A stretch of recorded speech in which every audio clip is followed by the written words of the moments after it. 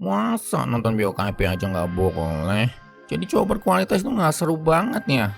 Mau ngapa-ngapain nggak boleh, banyak larangannya, nggak bisa seneng-seneng. Siapa bilang bro? Gue akan bahas 3 macam sumber kesenangan dan cara menikmati kesenangan tanpa bikin hidup lo hancur. Malahan, bisa bikin hidup lo lebih baik bro. Pertama, namanya selfish pleasure, artinya kesenangan atau kenikmatan egois bro. Jenis-jenis kesenangan yang kalau lo lakuin bisa ngerusak diri lo. Bisa bikin lo kecanduan, penyakitan, depresi, dan ngerusak hidup. Contohnya, PMO, Porn Masturbation Orgasm, nonton BOKP, habis itu COLI, atau main judi slot. Contoh lain, bisa makin narkoboy dan mabuk-mabukan. Walaupun enak, nikmat, tapi lo harus sadar buat ngehindarin ini bro. Paham ya lo bro? Iya, gue paham. Intinya yang bikin nikmat tapi ngerusak ya bro. Bener bro. Kedua, ada yang namanya sustainable pleasure.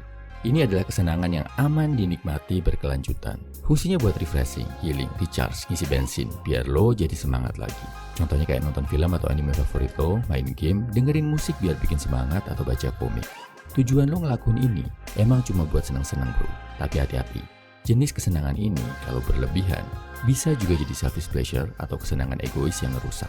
Misal niatnya cuma main game sejam, malah jadi seharian. Niatnya cuma nonton Netflix 1 episode, gak taunya jadi 1 season lo tonton. Jadinya begadang, terus gak kerja, gak belajar. Jadi hati-hati banget ya bro, kalau ngelakuin kesenangan ini, harus tetap lo kontrol. Kesenangan ini bagusnya, lo lakuin sebagai self-reward. Hadiah setelah lo berjuang buat bekerja keras atau belajar keras setelah ngelakuin kewajiban. Siap, paham bro. Boleh dilakuin buat ngisi semangat, tapi wajib dijaga biar nggak berlebihan ya. Ngerti gua. Nah, kesenangan ketiga ini yang paling penting. Namanya stoic pleasure. Kesenangan stoic. Ini adalah kesenangan yang rasa puasnya harus diraih dengan bersakit-sakit dahulu. Dan hasilnya gak langsung bisa dinikmati. Tapi nanti lo bisa menikmatinya gak cuma dalam hitungan menit atau jam, melainkan jangka panjang bisa bertahun-tahun.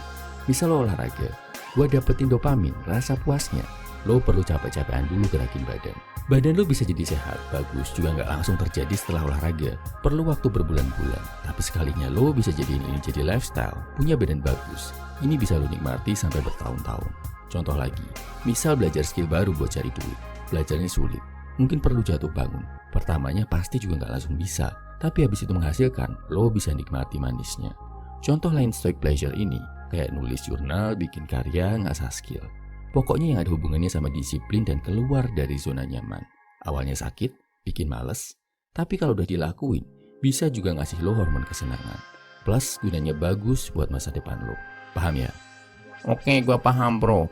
Paling bagus emang stoic pleasure ya. Tapi kan kita bukan robot bro. Kita perlu juga lah kesenangan yang dilakuin buat sekedar senang-senang. Kalau kita harus ngelakuin semua kesenangan pakai sakit-sakit dulu, males banget lah. Yes, lo bener bro. Makanya, jenis-jenis kesenangan ini perlu dibagi bro. 70-80% lo cari kesenangan dari stoic pleasure yang lo perjuangin dulu buat ngerasain nikmatnya. 20-30% lo dapat dari sustainable pleasure buat self-reward, healing, dan hiburan. Yang penting lo kontrol, jangan kebablasan. Nah terus namanya manusia, kan mungkin ada bocor-bocornya ya bro. Kalau lo sampai nggak sengaja hilaf ngelakuin selfish pleasure, kesenangan yang egois, yang masih bisa dimaklumi bro. Yang penting nggak terlalu sering. Mungkin lo cuma pakai 1-3% dari total sumber kesenangan lo. Habis itu lo sadari kalau kesenangan itu salah, introspeksi, tobat, dan move on lagi. Jangan sampai lo menyesal berlebihan, akhirnya malah terjebak lagi ngelakuin kesenangan egois berulang-ulang. Bocor dikit nggak apa-apa, yang penting ditambal. Dan di masa depan, lo hindari hal-hal yang bikin kebocoran tadi. Understood? Siap bro, gua mulai ngerti dikit-dikit. Terus kalau mau ngerti cara step by step, panduan buat cari kesenangan yang bermanfaat, plus ngobatin otak gua yang udah terlanjur kebanyakan nonton BOKP, bisa nggak bro? Bisa banget bro, masih bisa banget kok mengubah otak lo yang kecanduan jadi senjata ampuh buat bantu lo jadi pria yang lebih baik. Cara-caranya udah gua tulisin dengan detail di ebook Dopamine Detox. Detail, ratusan halaman, tapi gampang dipahami. Ebooknya bisa lo baca di kolom komentar, deskripsi, atau bio. Salam everyman, semangat bro.